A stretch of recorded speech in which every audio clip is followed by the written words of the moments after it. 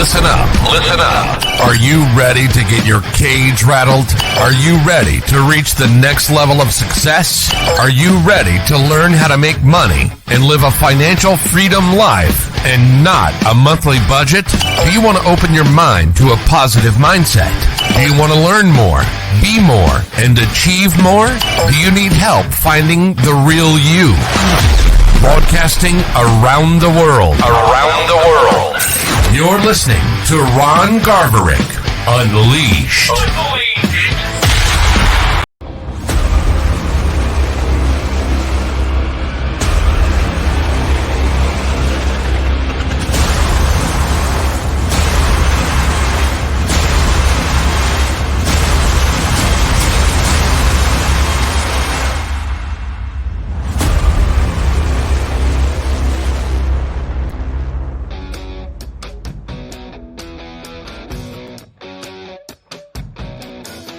Ladies and gentlemen, welcome to another episode of Ron Garverick Unleashed. Yeah, it's been quite a while since I've been on. I've been doing the Automotive Architect Sales Podcast, which has now gotten in the top 10 of best automotive podcasts in the world. I'm working for that number one spot. So don't think I forgot about you on Ron Garverick Unleashed. I've got plenty of guests coming. I've got Eric Harper, who played for the Indianapolis Colts. On some other guests phenomenal. I got Bullside Brown is coming on. Alan Langer is coming on. A bunch of good people that bring value to life. And that's what we need to start doing in our life right now. And it doesn't matter where our past is, where we came from, what we did. You know, everybody has flaws in their life. I've had flaws in my life. I've admitted it. I wrote a book about it. And talked about my book. It is an Amazon bestseller, number one. Amazon. We'll be doing a signing in Amarillo, Texas, May 20th, to support. Happy to want to show up and support me. Go right ahead. I really do appreciate it. But we do have a special guest on today. This gentleman, him and I have been friends since 1989. We played sports together. We went to the same junior high together. We went to the same high school together. You know, it's funny, we only have one high school in our hometown. But, you know, he's had a rough life, but he's not taking the negative and saying, poor, pitiful me. But he is learning, living, and I mean, he's got a great story, and I hope he's willing to tell you about his story, how it happened. You know, he don't have to get into a lot of things, but he can talk about where he was, what happened, and where he has overcame the obstacle and the struggle and make the man he is today. And our guest today, his name is Heath Frydendall, real good friend of mine. And hey, you know, I'm talking too much. Let's go ahead and introduce him. Hey, Heath, how are you doing, my friend? What's up, Ron? I'm good, brother. I'm good. Thanks for having me. So, how's things treating you lately? Good, man. I have no complaints, man. None. If I complained, it wouldn't help anything. So I'm just gonna keep on pushing. Right. Yeah. So, where do you still live in Kansas, right? Yeah, I live in Pratt. Oh, Pratt. Pratt's a little bitty town compared to Liberal. The smallest town I've ever lived in.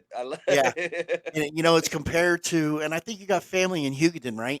Yeah, it's a little bit bigger than Hugoton. Hugoton's like 2,500 people. This is like 7,000 people, something like that. Yeah. So I got family in Hugoton too. My whole family's from Hugoton. My dad's buried in Hugoton. Right. And told my mom the other day, I was like, I don't want to be buried in Dumas. I don't want to be buried in Liberal, and I don't want to be buried in Hugoton. She goes, then what do you want to do? And I said, man, just fry me. I don't care. Cremate me and take me to Yankee Stadium. I'll be happy. Yeah, something like that. You know, maybe I'll find Hoffa somewhere at Giant Stadium or something. Yeah, absolutely, man. Absolutely. So, you know, we went to school together. Now, we didn't hang out like, you know, stayed overnight at each other's house and stuff like that, but we did play sports together. We played football together. We had the same football coach. Yeah. And Amazing, man. and you were a year ahead of me. Yeah, I But graduated in 96. okay, Yeah. 96, I graduated in 97. So, Yep. you left high school, you had a journey that you wanted to go on, Life and changed. Life changed life in a blink of changed. an eye. And all of a sudden you're like, "Oh crap, there goes my life." Yeah. So you want to explain a little bit what happened? I mean, I know you're transparent. You're Oh yeah. you're Yeah, gonna. I got you. So go ahead and explain. What happened and how you've changed. Well, I mean, I guess I'd say probably the age of 17 is the age that probably comes to remembrance when I changed who I was to fit in.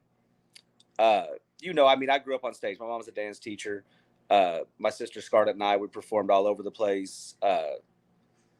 Won every contest I could possibly think of. I mean, Scarlett and we had a good time and loved sports, was decent at sports, was fast. I'm still pretty fast, but one day I just, it was the 90s. So a guy that could tap dance wasn't like applauded, I guess, as much. And so I, uh, I switched to kind of a party mode. I don't care about anything type deal. Hung out with some people that I probably shouldn't have hung out with.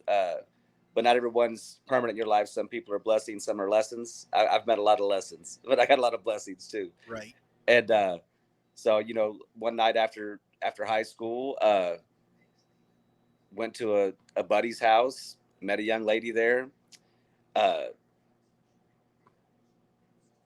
yeah, just I wake up a week later and there's police at my parents' house, and I need to talk to Heath. And my dad's like, about what? And well, we just need to talk to him. And I remember I'm standing out there and I'm smoking a cigarette because I'm cool as heck, 1997 and 98, right around there. And uh, he says, "Yeah, we got to arrest you over this young lady." And I was like, "Who?" Like, they at first they asked me, do I know so and so?" And I was like, "Well, I know a lot of girls named that. Like, you got to be more specific."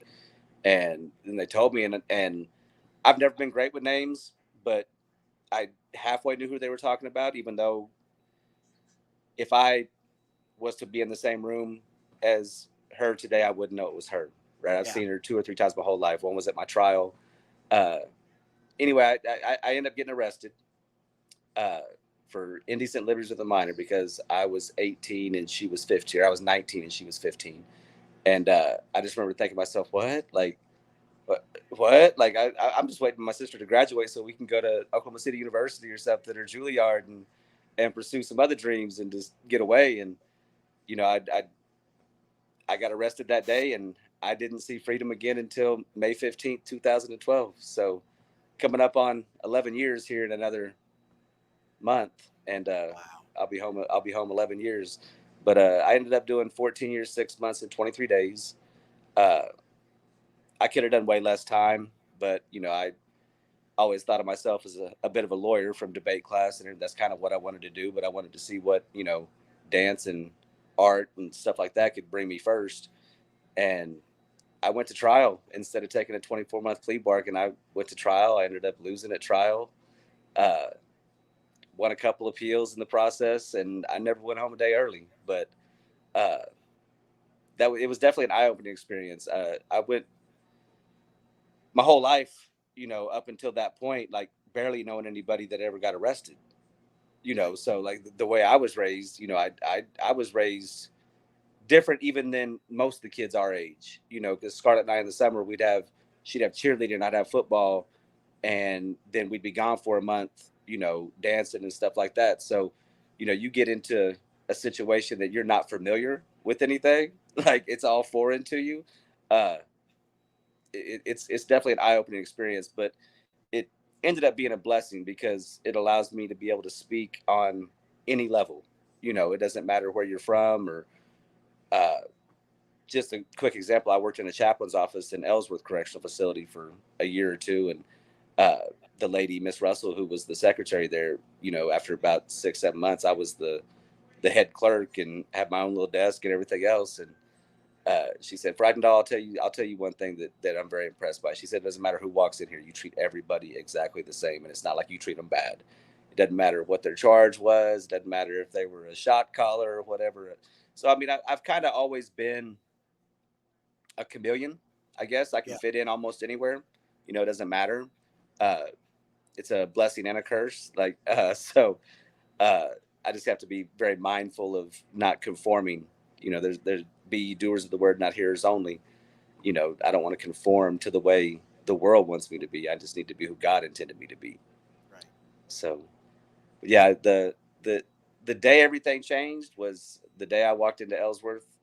Uh, it was, let's see, October 14th, 1998. I walked into EPOD. They told me my cell was going to be E440. I walk up the stairs, popped that door open. We had keys. It was pretty cool. You could open up your cell, but they could also lock it where you couldn't open it. But I remember walking in there, met my cellie. I refused to call them cellies, though they were roommates, right? Like I didn't want to change the way I thought about things. I was just on a really long vacation, and that door slams, man. And I'd been in the county jail for well over a year at that point, so I was kind of used to Used to the food. being. Yeah, you never get used to the food, man. You just kind of choke it down. But that door slammed behind me, and I crawled up on my bunk, and all I had was my Bible. And I remember laying there, and I was crying, and I'm scared, and I'm a teenager. Oh yeah. I'm in pretty good shape, but I'm not like I'm 5'8", probably 150 pounds at the time, but I remember laying there in that bed, and like I prayed that whole night and just talked to God, and I was just like, I do not want to, no matter how long I have to stay in here, I do not want anyone to ever be able to just look at me and be like, that dude was in prison. And so I think I did okay. I speak two languages now. I speak, inmate and English. So, I remember a friend of mine got in trouble, and he was on drugs, and he was had a messed up life. So he broke into a college and like damaged some computers and stole some stuff, and they sent his ass to prison. yeah, And man, when he told me, I was just, or when I found out, I was like, man, he we were just hanging out and drinking and partying. What the hell happened? right. And a couple years later, found out he was getting out, Hmm. and so he got out, and I was like, so how was it? And he said, well, I met a lot of people in Liberal that was in prison. And I was like, There's oh yeah. not that many of us in there, really. He was like, and Heath Frydendall was in there. Yeah. I was like, no kidding. Yeah, he was in like a band. Yeah. And I was like, so did you say hi? And he goes, well, he didn't really recognize me because I gained some weight. And it was Larry Busby. Yep. Yep. Larry. Like the And, first time he walked up to me, uh, he was talking to me, and he was like, "What's up?" He called me Heath. yeah. You have to know me to call me Heath in there. Oh yeah. Like usually it's a nickname or Fry, or because no one can say my last name right unless you actually know me. And he was talking to me, and I had probably that was probably year 7 and 8 of my incarceration when I Right. met Larry. Weird thing is, I remember every cell I was in order. So that's a weird thing I have there. But yeah, Larry was in the drama team. He sang in the choir, so we kind of worked in the same building, and think he was getting his head straight and Oh yeah. everything. He So was pretty messed up, and then yeah, I hired him on. As soon as he got out, I knew you get out of yeah, prison, it's going to be hard to find a job. yeah, And I was doing barbed wire fencing and game fencing at the time. uh-huh. So I hired him on to be my foreman to help put up game fencing. Nice. And for his time getting out of prison, he's a huge WWE wrestling fan. Loves wrestling.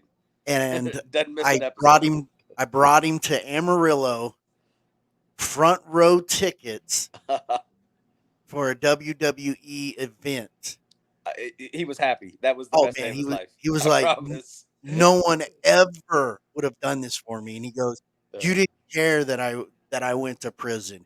yeah, You took me in and made me one of your own and yeah, treated me like there was no other." And I yeah. said, "I don't care what you did. You didn't kill anybody. Hmm. You weren't part of the KKK. I don't Right. care, you Yeah. know, but I know who you are as a person. I know who you are inside because we played football together. Right. We That sweat together. We bled Yeah." together. Yeah. And I said, "We're brothers. Don't It Yeah. doesn't matter if what you did. I'm going to bring you in and I'm going to take care of you because I know it was going to be hard for you to find a job." That's the right thing to do. And I kept him on for a little bit, and then he went his own way to work at another job. But he I had to help build his confidence back up Yeah. because he was down when he got out. He was down because He was everybody down in Ellsworth. he Yeah. was like, "There's Larry, Hmm. Buzzsaw, the Yeah. prison guy, Yeah. and stay away from him. He'll steal from you and he'll lie and cheat and everything." And I Yeah. was like, I told another friend of ours. I said, I'm going to hire him on as a foreman to do fencing because I know it's going to be hard for him to find a job. Yeah. So, and then I knew WWE was his thing, and I wanted to bring his morale up. And the funny thing is, we went to the event. We were hungry, so we went to Hooters, Uh and at huh. Hooters, all the WWE wrestlers came. We're there. That's So awesome. so you had your John Cena and we're in the in the bathroom at the urinals, and Goldust walks in and he's peeing in the urinal, and you look up and you're like, "How are you?" "Oh, I'm good." "How's your dad?" And that Yeah. was the time they were fighting. Right. I'm like, Oh. "Why would you say that?" He's like, "My dad's good." And then he walks out the door, and then there's a 7-foot giant that walks in, and it's Big Show. Yeah. And Larry's like, "Oh my God, it's the Big Show." And, Paul White turns around, "Hey kid, how are you?" Yeah. And he buys us a round of drinks. That's awesome, man. And so, it was pretty good, and I was happy for him because, he had all this negativity, he had all this doubt that, man, I'm going to Yeah. be shunned, and I brought him in. Yeah. But it was funny when he came out, and I was like, "So how was it?" And then he's like, "Man, if you want to know where someone is, they're probably in prison because we had our own table." Yeah. He's not So lying. He's not lying. so I laughed. I was like, "So uh, he's doing good?" And he's like, "Yes, he's doing good." And yeah, so I started a college program in Ellsworth that's still going through Barton County Community College, so inmates can at least get up to their associate's degree. They have to pay for it themselves. They don't qualify for grants or student right, loans or anything like that. But yeah, I mean, I started that, got my paralegal degree in there. I stayed busy. right. You know, the first 5 years are definitely the hardest, and most people don't do that much time. Right. But the first 5 years is definitely the hardest. That's when you still think about what I would call the streets. Like you still think about your friends and okay, it's Thursday night, everyone's at Heavy's. It's It the runs through your schedule. head. Yeah, the schedule, right? Like, And then every and Friday, during the game day. fall, it's Yeah, football. yeah, and that's where everyone's gonna be. And after and I had, I had and still have a very good network of people that really care about me and wrote me and anytime they'd see my mom, like tell Heath I said hi, tell him we all love him and we miss him, and it goes further. It goes further than Yogi. Down, lay down. My dog is trying to get in the shot, Get a and cameo shot in. yeah, he's There you go, cameo oh shot in. yos. That's the Yogi. Anyway, but there's opportunity in there if you decide to take it. Uh, Everyone, the first thing when they find out, if they didn't already know I was locked up, when they do find out, it's the first question is, are you okay? Yes, I am absolutely fine. Like I had no problems in there whatsoever. And the second thing is, well, what's it like in there? And the best way I can describe it is if you watch a movie, it's not as bad as the movie. You know, it's not as bad as you think it is, but it's not as good as I guess politicians would make it out to be. You know, like I Right. mean, 15 years without air conditioning in a brick building, you could really get used to. See, there's some residuals. Like if you're riding the car with me and you're cold, like you need to change the temperature because I'm not used to being Right. able to control the temperature. You know, the first day I got out of Norton, and my mom and dad came and picked me up, and we met Scarlett and her brother and her husband in Wichita, and went to Logan's or some steak joint on the east side there, and uh, I remember sitting down and I'd been out like 3 hours, you know, like just I'd been out 3 hours, and there's a menu in front of me and someone actually talking to me, asking me what I want. And I looked at my sister and I was like, "You're going to have to order for me." And she said, "What do you want?" I said, "I want a steak." I said, "I just don't know what kind." And, you know, I know I want a medium rare. And, you know, bless her heart, she ordered for me. She said, "What do you want to drink?" I said, "Well, what do you have?" And she said, "Tea." I said, "I'll take a tea." And so it took like going to Walmart and stuff like that when I first got out. Those were definitely anxious times, and I'm not really an anxious person. I guess just a lot of people, a lot of moving around. Like you're not used to that stuff for a while. You know, like Right. everything's really controlled. So uh, just kind of being free, it's different. But you know, while I was on parole, I was blessed. I mean, I can't say enough about God and what He's done. I actually, man, I'd be amiss if I didn't. Like He protected me. He put me in positions to succeed, and I was smart enough to open the door. Right. You know, like I looked at myself, and there was probably a 3, 4, 5 year period that I wasn't real happy with God. You know, I cussed Him out a few times. I I learned about Islam. I learned about Buddhism. I learned about the Native American beliefs and studied them and participated in them. You know, and just searching for anything that made sense because I was raised in the church. You know, I was raised at First Baptist Church on Second and Sherman in Louisville, Kansas. Right. You know, Right. and you know was in the youth group and church on Sunday night, Wednesday night. Like I freshman and sophomore year, I was the guy that carried my Bible around with me. Right. You know, like I wasn't into a lot of the things that So a lot of traps in Liberal. You know, I mean, Liberal's not the nicest town in the world. You know, especially growing up, and uh, when you see people get shot and stuff like that while we're in high school, and I went to high school with some of these people, and you're just kind of like, whoa. Yeah. To us, it was just like, hey, that was so and so just doing what so and so does. Yeah. And we just kept it moving. And so, I mean, a lot of that, Coach Spoon, like I was a running back, so Coach Spoon was my coach for freshman, sophomore, junior, senior year. Right. Uh, he always had a way about him. And, when I would play softball in prison or basketball or work out, and, you know, we had that extra gear. We'd be called to try hard or something, but we knew where the wall was, and we knew we were going to get to I'm the other not side of the tired. wall. Yeah, I'm You're not not tired. tired. No, we're going to keep on pushing. I'm not tired till coach is tired. He's Yep. never tired, so I'm not tired. And so, I mean, a lot of those things just from the way we grew up and the program we were in, that helped me kind of keep my sanity. Right. Because there was times, Ron, when I would, just be like, I'm never getting out of here. Like I had a 204-month sentence, man. That's 17 years. Yep. I mean, I was 19 years old. So, I mean, you really can't count the first 2 years of your life. You don't remember none of them, Oh no. So I was literally doing in there what I had already done out here. So it was even money, like, Oh yeah. Yeah. so when you turn 20, 21, 30, 34, all in prison, like every day of my 20s was locked up, like uh, I didn't, I didn't have a lot of the experiences some people had, but who's to say I would have even been alive? Right. Like I, when I finally, because I've always thought of myself as kind of smart, and uh, in prison I didn't make the best first impression. Everyone always thought that I was just snotty or thought I was better than everybody else because I carried myself a little different. Right. And then once they got to know me, they were like, "Oh, you're actually really humble, and you're just nice, and you don't talk to a lot of people." Like I kept my head down. Yeah. The less people I had to associate with, the less drama that was going to come my way. Exactly. Because You that's what know, they're looking for. absolutely.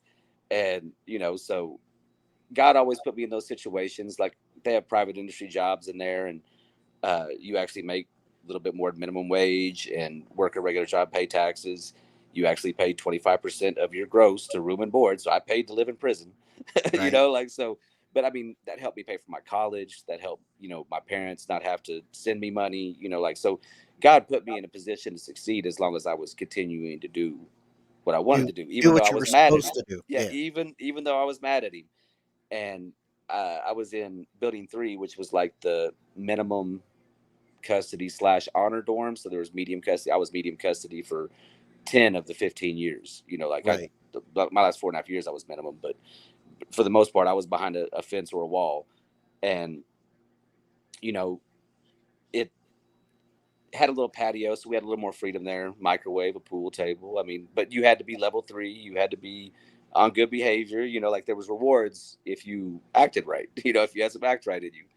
And so I was there and I was on the patio smoking a cigarette, and uh, somebody was talking about the Bible and stuff. And I thought I was pretty well versed in it. I grew up with it and everything. And I'm sitting there listening to him for a second because I'm a listener before I'm a talker. Like I'd rather assess the situation before I Let's try see to how put my much 2 you cents in something. know Right. before I start talking. What level I have to bring it, Yeah. and so I said a few things, and one of the guys looks at me and he goes, "What the F do you know, Heath? Don't you worship the sun or something?" Right. And like that one sentence, his name was Boyd Jones. That was his name. And I remember looking at him and I think I just walked away. Right. Like I just walked away back to my cell, grabbed my Bible. And I always tell people, I said, I read my Bible every day, even though I was mad at God and I was practicing Buddhism, or I was going to the Native American call outs, or reading the Quran or whatever. And I still felt that I was a Christian. I still believed in Jesus, but I was searching at the same time because I was still Yeah. mad. Like, why did this happen to me? I wasn't throwing a pity party, but I was pissed. Like, what the hell?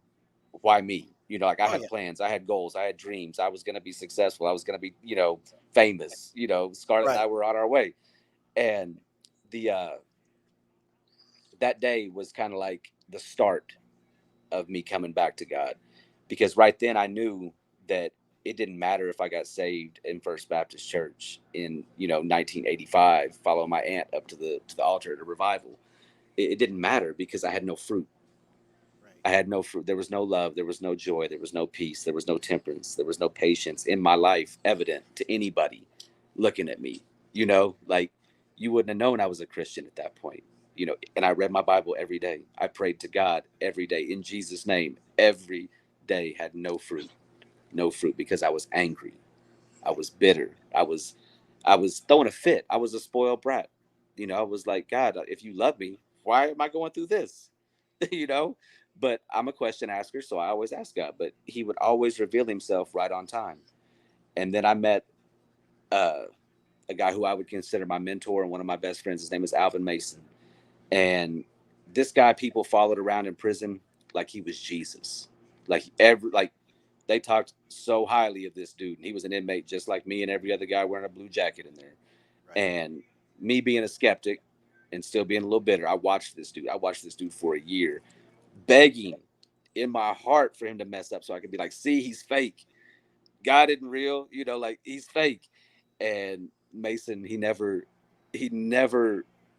broke character if he was playing a role. To this day, I know he wasn't playing a role, but Right. in my mind, he never broke character. Like he stayed in that lane 24/7 every day, all day. And so then I walked into, like, my buddy Jesse invited me to church one Sunday, and Alvin's sitting there playing the piano in the church, and he basically stopped. Like, when you in the 80s movies, when they walk into the bar and then the music skips and Oh everyone yeah. turns and looks, right? I sat down in the in the chair. Alvin basically, he said, "My Lord, Heath Frydendall is in church." And I said, "It didn't burn down yet." Right? And so sat there and listened to the sermon, and it was a lady preaching.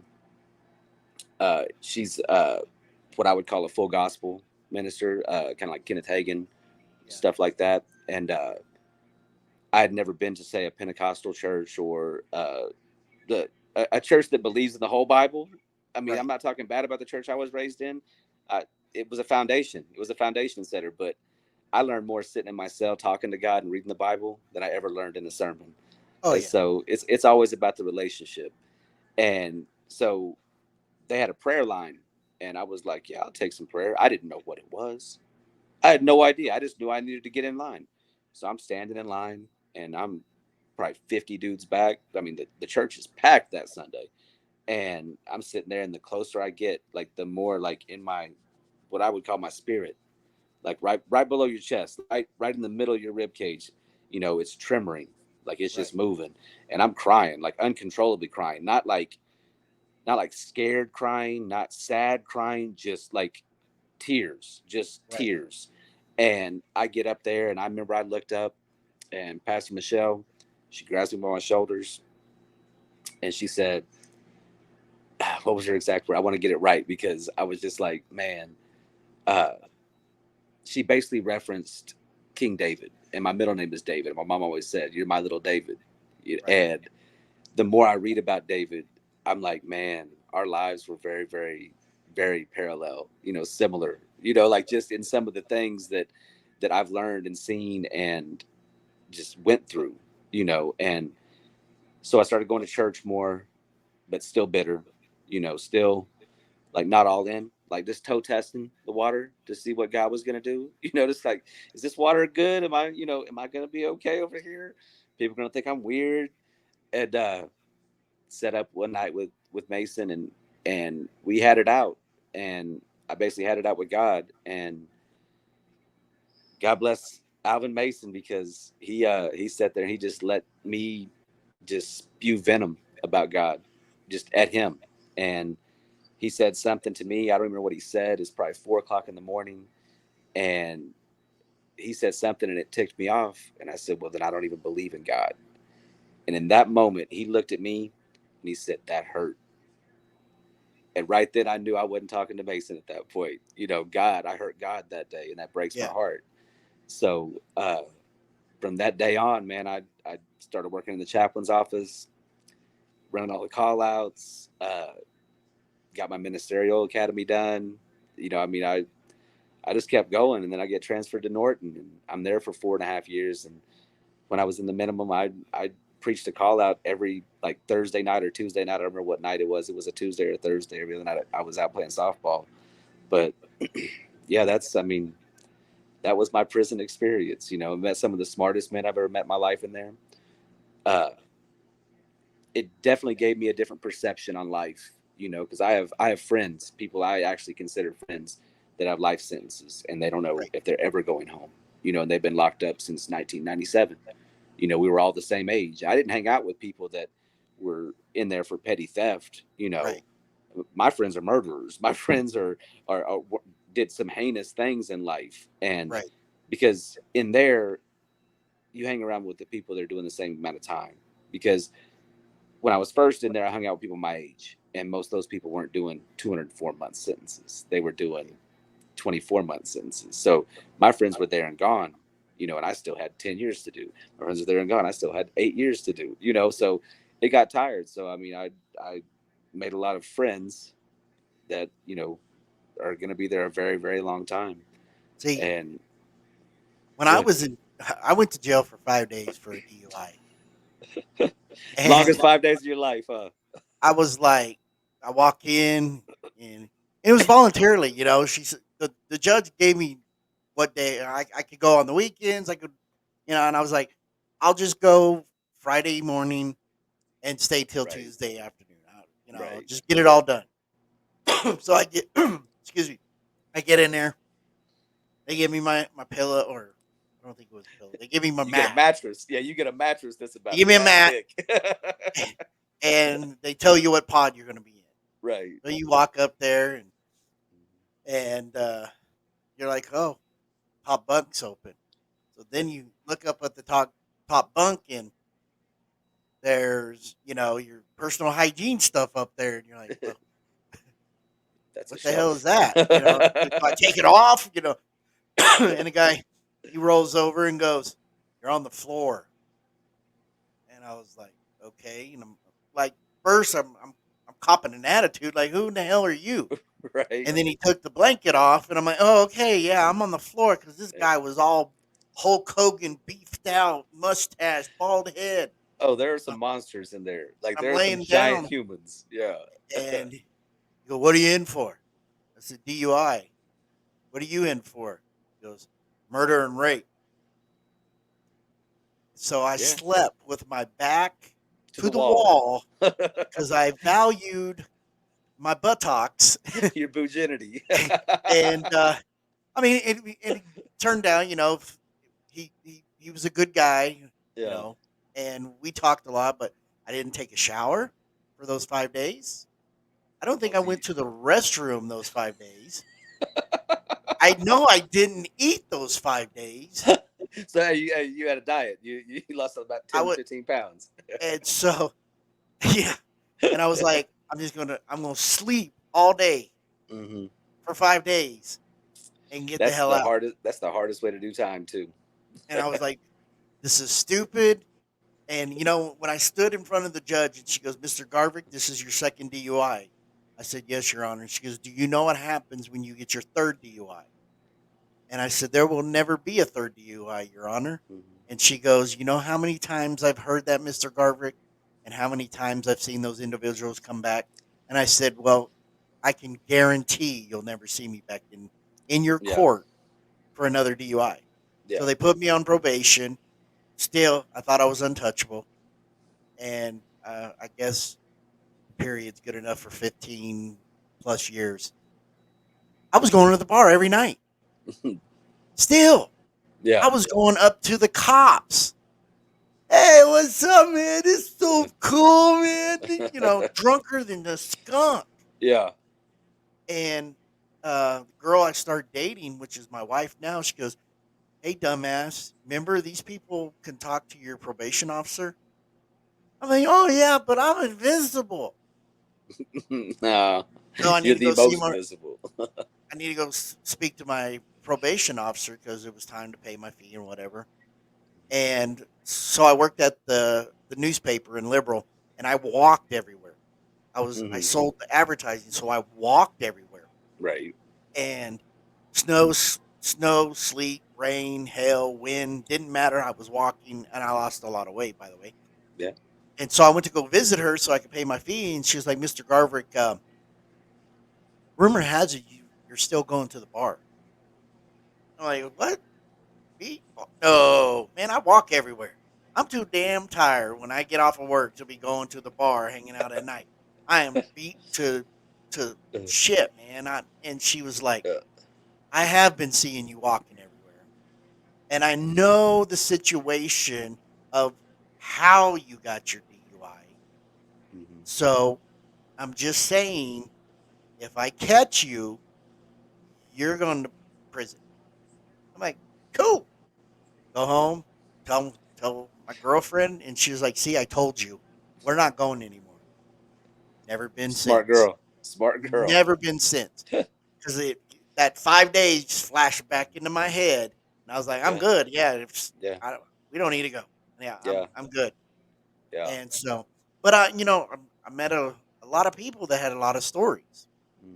and you know, I've talked to a lot of people that's been in prison and listened to their stories, and I mentioned Larry Busby a while ago, but Right. Larry used to have a podcast Yeah. talking to prisoners that Nice. got out and listening to the stories and stuff like that. And I kept encouraging him, keep doing it. I mean, Yeah. he would interview correctional officers. I think at one time he was trying to interview a warden, and he was interviewing guys that got out of prison just to hear the stories that they went in and experience from all aspects of the life. See, when Right. you think about going to prison, uh, it's in someone's head. It's a perception. If they go to prison, they're automatically a bad person. No matter what, they'll Yeah. never change. They went to prison. They're always going to be a dirty dog. You can't trust them. Right. If you went for a DUI and you get out, oh, you got to watch your things because he may steal something. Yeah. And if you go in for manslaughter, accidental manslaughter. Yeah. You're a murderer, Yeah. and keep guns away from you, and don't be alone with that person, or Right. and so the perception is is a terrible thing because people can change. Yeah. Oh, People can absolutely. change for the good Or the bad. because of Yeah. or the bad. Yeah. But the ones that change for the good, they always got, oh yeah, there's the guy that went to prison, Yeah. he just wasted his whole life on one stupid mistake. And Nah. I didn't go do to no me, time for it. when you went to prison, Yeah. I didn't care. And like you said, Right. I asked your mom, how's Heath? How's he Yeah. doing? Tell him I said hi. Tell him I'm thinking Yeah. about him. Scarlett, how's your brother? Tell Yeah. him hi. Tell him I'm thinking about him. I They didn't did. care what you did. And Right. and people are like, why are you doing that? I'm like, because you put yourself in a cell, and you lived there for a while. Man, I was in the army for basic training for 9 weeks. That is, I've never been to prison, but that felt like prison to me. They're actually run really, really, really similar. Yeah. So. I mean, no cell phones, no communication to the outside world. If you do, you have a 2 minute phone call. uh, I was I was smart enough to align myself with people that snuck cell phones in, so Right. I had the opportunity to talk to my family or to my wife at the time. But for the first 7.5 weeks, it was pure hell. Getting woke up at 3 o'clock in the morning and going to the South Carolina circus and doing bear crawls and lobster walks and all that crap You should have been because ready for that. Coach Cornelson had us doing that in off season. oh man, Kevin Kevin Carter said one time when he got out of basic training, he came back to visit us in the weight room, and I said, "How was it?" And he was like, "Basic training." I go, "Yeah," and he goes, "Coach Cornelson's a lot harder." I was Yeah, like, "Really?" He goes, absolutely. "Yeah." Yeah. 8 years later, I joined, and I'm like, Yeah. "This is a piece of cake." Yeah. We're different. Yeah. I'm like, "What are you?" They're like, "You're not even breathing hard, Garverick," and I'm like, "Is that?" I'm afraid to say, "Is that all you got?" No. Yeah. Don't do I'm it. like, "Okay." He's like, "You Yeah. just ran 2 miles and you're not even gasping for air," and I'm like, 8 years later. I can do this all day. Yeah. And I've You told got some coach, dumbbells you've been around with? yeah, and running 2 miles with dumbbells. You had to be smart enough to hurry up and get to the Man, you better dumbbell get rack. you better get those tens. And they're like, "Why are you carrying 5 pounds, Garverick?" Oh Because I got here first. yeah. No, no, you trade. You're a lineman. You trade with so and so, and you pick I up got stuck 20 with the pounds. 40s one time, and it dang near killed me. It dang near I mean, killed they me. ran as ragged. Yeah. Coach Faust and Coach Spoon, man. No remorse. No. No I'm like, quarter was given. what are you carrying? You're a lineman. You get the 40s. Yeah. And I'm like, I'm a 155-pound lineman. Come on, Yeah. get Yeah. real. Right. So, and just saying, man, you spent your time, you did what you did, or you didn't do what you did, whatever, but you spent your time in prison. You don't need to be punished. Let me All right. ask I you a did my question. punishment. Yeah. So let me ask you a question. Go for Because it. I always tell people that have been abused mentally, physically, emotionally, sexually, crap like that. And I spoke this at a healing conference in Colorado Springs Mhm. because I was hearing everybody's story and they're going, poor, poor, pitiful me, and Right. and dwelling on the past. And it wasn't that, when I get on stage, I don't prepare myself before I get on stage. I get on Right. stage, God speaks for me. Yeah. So I'm from the hip. Yeah. I'm A- from the and hip. I'm hearing all these stories, and I'm like, you know what? I don't care. I don't care if you've been physically, mentally, emotionally, or sexually abused. From what I've learned in the Bible, from the day you were born to the day you died, God had it all planned out.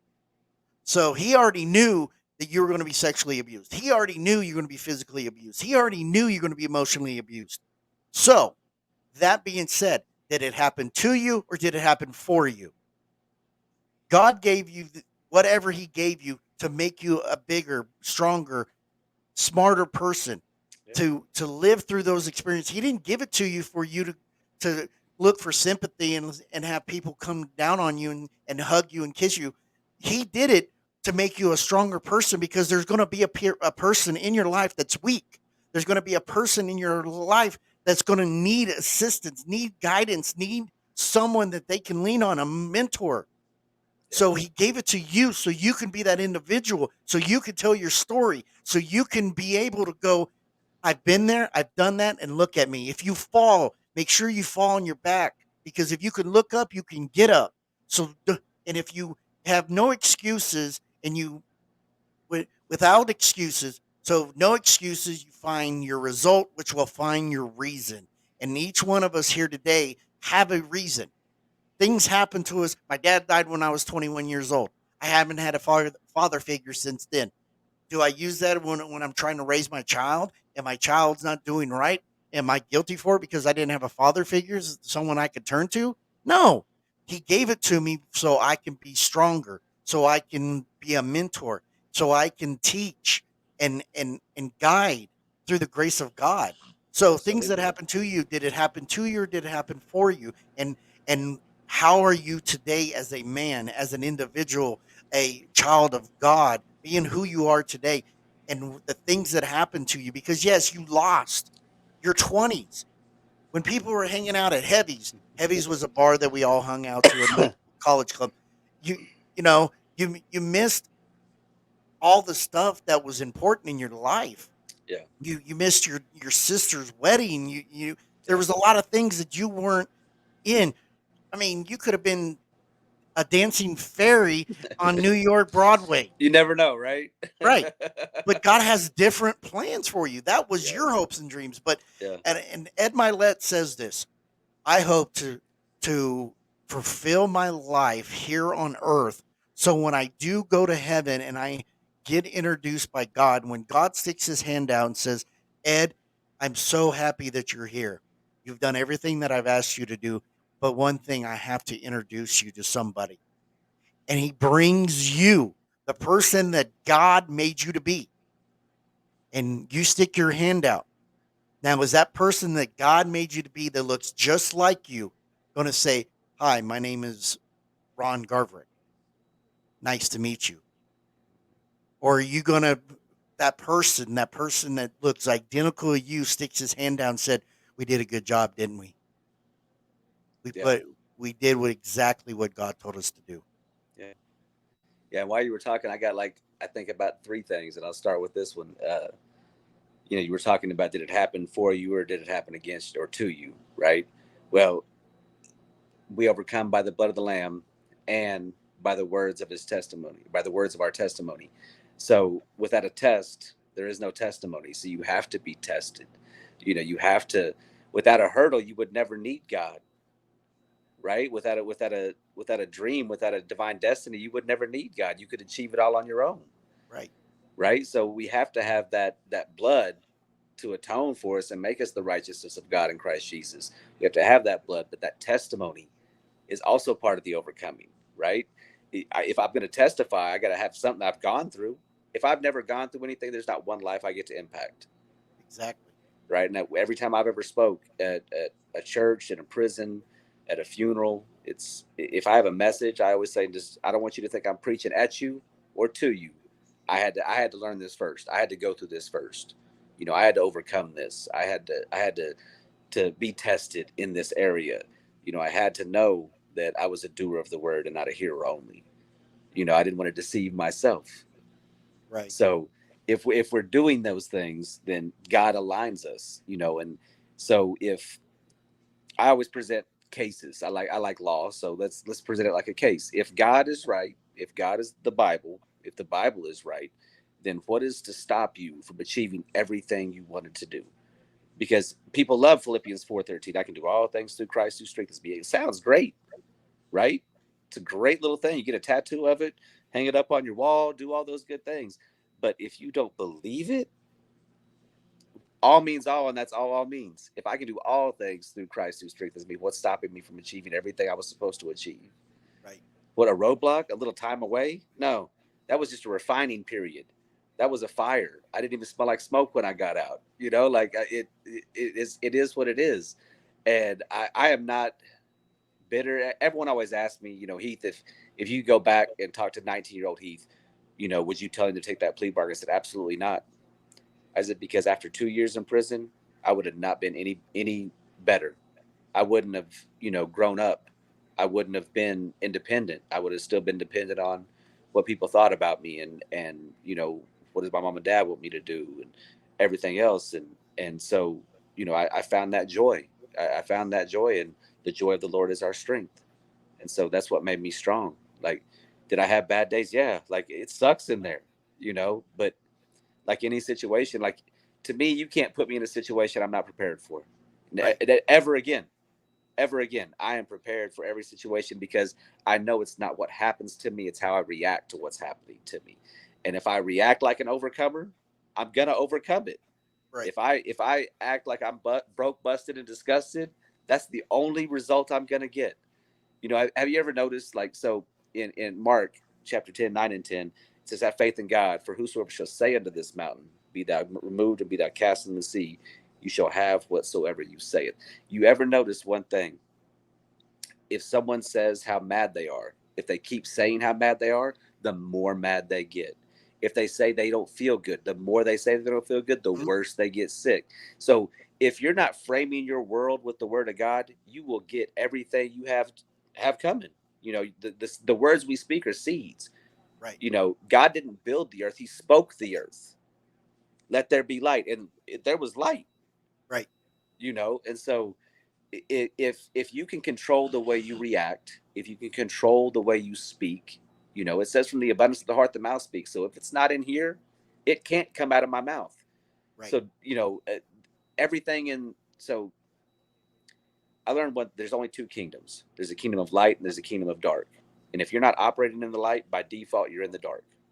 So if you're in the dark, the devil's nothing but a tool and a fool, and everything he does is a counterfeit of what he's seen in heaven. Because remember, guys, the devil, Lucifer, has been in heaven. He's been where we want to be.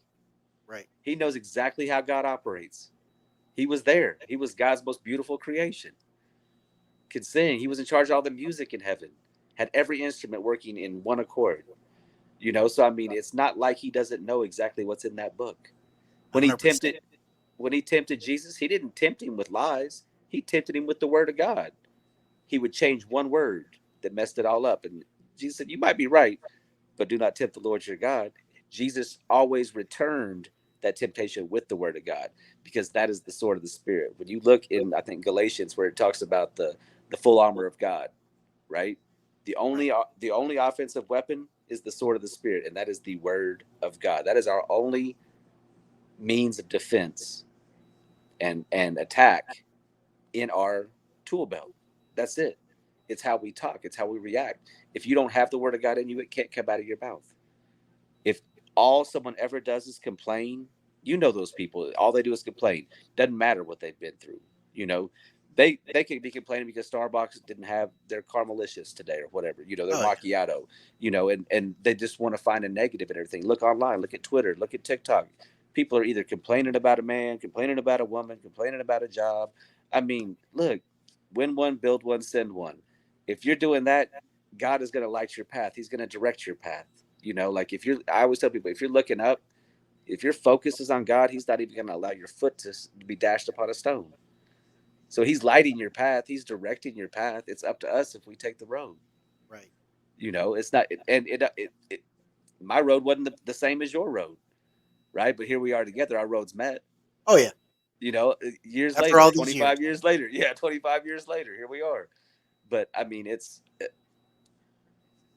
I always tell people, if you don't believe in God today, give Him a chance. Give Him a chance to show who He is and who you are. Because I believe everyone has a divine destiny. I believe the graveyard is full of unfulfilled destinies. Right? Like I can talk about God all day, man. Like, I hope I don't want to bore anybody, but it's special what God can do. Exactly. And you know What the when devil you meant to harm us, God makes for our better. exactly. And So so you let go and let God take over, yes. and so now you have plenty of opportunities now being out of prison. Yeah. And one of those opportunities is having the chance to finally tell your story Yeah. June 9th through the 10th I'll in be there. Grand Junction, Colorado at a healing conference. And I'll actually be there also to hear the story. And it's funny two liberal guys being in one area At the to same time, to watch speak. out. Yeah. Watch out, Grand Junction. So the good thing about it is, Tawny's been a real sweetheart, and her and I are like night and day. She sugarcoat. She don't. Let me rephrase it. She don't sugarcoat. She's nice about um, helping people, uh, and I'm more of the aggressive side. Get your head out of your ass. You know what to do. God's leading you the way. If you're getting in your way, then you're never going to go to where you need to go.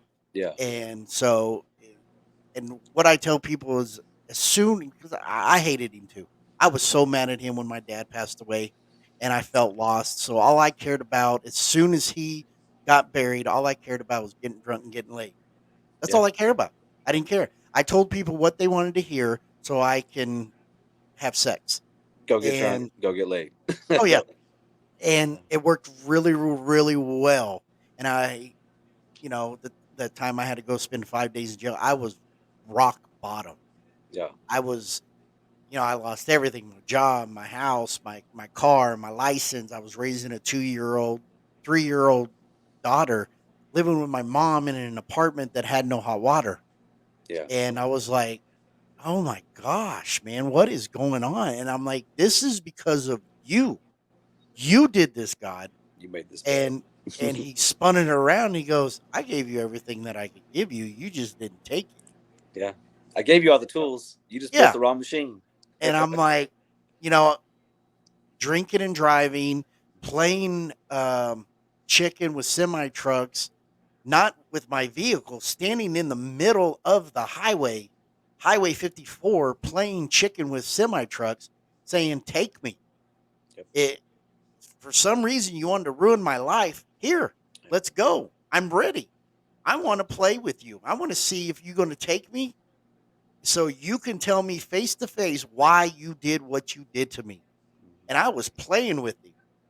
I don't remember most of the time. I lived in Tyrone, Oklahoma. I don't remember most of the time getting home safe.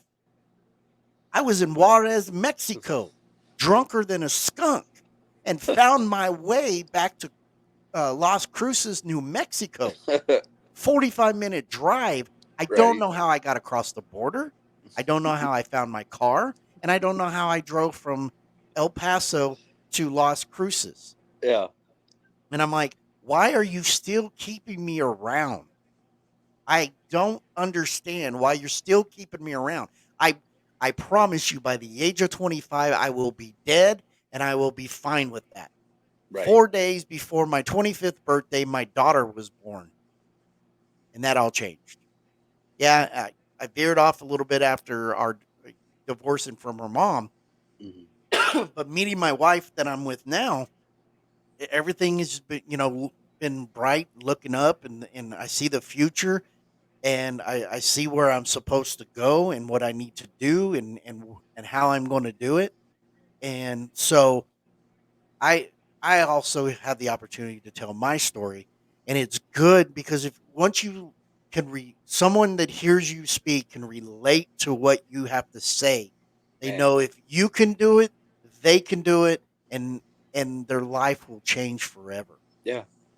I have some friends that still email me and stuff or call me from prison, and they're talking about they make it out. I have one buddy that he finally got paroled off of his life sentence, and he's about to get out another 2 years. I think he had a little bit more time to do besides the life sentence, and he's like, Heath, I think I'm just going to take this job because I think that's all I can get. I said, if that's all you think you can get, that's all you should expect. I said, but if that's the only place hiring when you get out, you take that job. You work that job, you get your resume built up. Like I tell people, if McDonald's is the only place that'll hire you, work at McDonald's. Be the best McDonald's employee you can be. Someone's going to notice you. God's going to put things in motion for you. See, people Exactly. people don't know how to finish. They don't know how to finish. And I think that's one thing that our coaches taught us growing up is always finish strong. And do I get lazy? Absolutely. Do I get tired? Absolutely. Do I get depressed? Yeah. Have I been suicidal? Absolutely. I have wanted to leave this planet multiple times, and thank God I'm still here. Yeah. Because I'm not done yet. Every time I get that low, God's there to pick me back up and put my pieces back together. It doesn't matter how many times I fall. A righteous man gets up 7 times. Like it just keep going. But what's really been echoing lately to me is it's not addition anymore, it's multiplication. Right. Right. And so if it the fruit of the spirit always starts with love. Everything is love based. If you operate in love, if you operate from a position of love, you cannot fail because love never fails. Right. Right. It is patient, it is kind, it holds no record of wrong. When I heard that part, we say that 2 Corinthians 13 or 1 Corinthians 13 at every wedding. Love is patient, love is kind, it is blah blah blah. Right. They always forget, because right now we have a 50-50 chance of getting a divorce if you're married. Right. That's the divorce rate in the United States.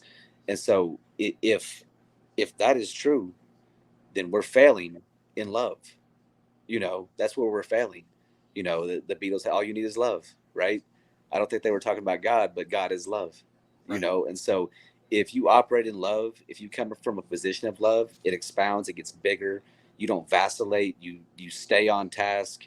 It doesn't matter who sits at your desk, whatever their problem is that day.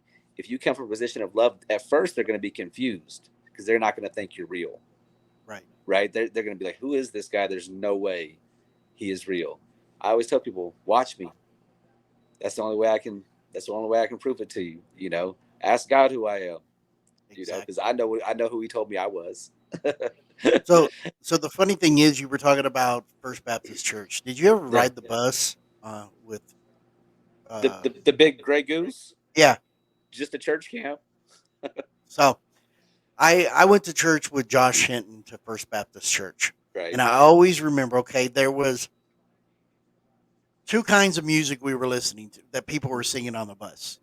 One was NWA, F the Police, and On the way to Sunday school. on the way to Sunday school. But then on the way home from Sunday school, it was This Little Light of Mine. I'm gonna let it shine. So the other day, my wife, my granddaughter we were sitting in the living room, Hmm. and we had the YouTube on the TV, and we were singing and songs were popping up. Well, it paused, and I started singing This Little Light of Mine. I'm gonna let it shine. And my wife looks at me and goes, "You know church music?" I was like, "Yeah, my grandma took me to church. I went to church with Josh." Uh, And I mean, singing Jesus loves me. Yes, I know, for the Bible tells me so. So it crossed my mind when you said First Baptist Church. I was like, I took the yeah. bus to First Baptist That was the Church. big church. That was the fun church. We had the basketball We courts, the all the weight way in the room, the balcony and pool. looking Yeah, down, yeah. It was the and big church. Yeah. and just and I didn't really understand everything that was on the church. When I was a Me young either. child, it was, hey, you want to go to church? No. Well, Not really. they're gonna give candy and a toy if you go. I'm always going, right? Absolutely. So when I got older, hey, you gonna go to church? Who's all going? Oh, this person, this person, this person. Oh yeah, I could go hang out with them. Hmm. I really didn't understand church. No, I was there to talk to girls. Yeah, and so it was like going to the after football dance. You just go Great to times. socialize. You really, Yeah. you know, I went to and dance. I don't know what you went to do. I went to go dance. just sit around with my hands in my pocket, look around. I'd be a sweaty mess after the after I after was the like, dance. enough of Boys to Men and Seal, Kiss from a Rose, Hey and man, look, don't everything don't I knock the do, I'll do for classics. you with Don't knock the Brian classics. Adams. Brian Adams. I was like, why all these slow songs, Uh, man? yeah, I could do Jump Jump with Chris Cross, we but had that too, and then whoop, there it is, and yeah. come on, ride the train. And when you mentioned Whoop, there it is. That after the game. Yeah. It was Tootsie Roll and Whoop, there it is. Yep. And every time I hear that song, either or on 90s on 9, Yep. You're I right back in think the locker about room. yeah, You're right back in the locker room. and Tom Tom Wooten over there Yeah. singing Tootsie Roll. Having a And great time. it's crazy. So, Yep. man, I had a good time. And I Absolutely. really did. We've been doing it for an hour and 5 minutes, Yeah. and I think you dropped a lot of bombs, and I think you dropped a lot Yeah. of knowledge, and people that could see. It doesn't matter if you've been in prison. It doesn't matter what you've done with your life. You can always change and follow No. the word of God and get Get up to off the ground. and get yourself off the ground. Yeah. And it's so wonderful that people can be able to know no matter what goes on. Absolutely. Have me back soon. And oh well, of course, man. I'm thinking about at the conference, and Yeah. start interviewing people at the conference. Yeah. So I know Absolutely. the last time I tried to do that it had concrete walls, so the reception was really bad. Right. But I plan on doing it with this conference, is have people come in because it just takes a camera, a mic, and a laptop. Yeah. So it really Yeah. doesn't matter. I'll But probably go live on TikTok. oh, absolutely, TikTok's killing it right now. Yeah. Yeah. So, but I thank you for being on the show today. Hey, I really had a appreciate you, blast. Ron. Yeah. Love you, And brother. I love you too. Anything that I could do for you, get you to the next level in life, or speaking or whatnot, just let me know. Man, I'll take any opportunity, man. It- Like I it- said, we can do this once a week. I don't care. I'm always in. there you go. And you heard it right there. This guy is all in. If you wanna hear more of Heath, man, just drop me a bomb, drop me a DM, say something on YouTube. We'll be happy to do that. And even if you don't, I'm still coming back. They're gonna hear from me. I'm gonna reach that person that doesn't want to hear from me. That's the goal. If we could reach everybody and change one life at a time, we're all Win about it. one, build one, send one. Let's There do you it. go. There we go. Thank you, my Yeah. friend. Love you, man. Later. Love you.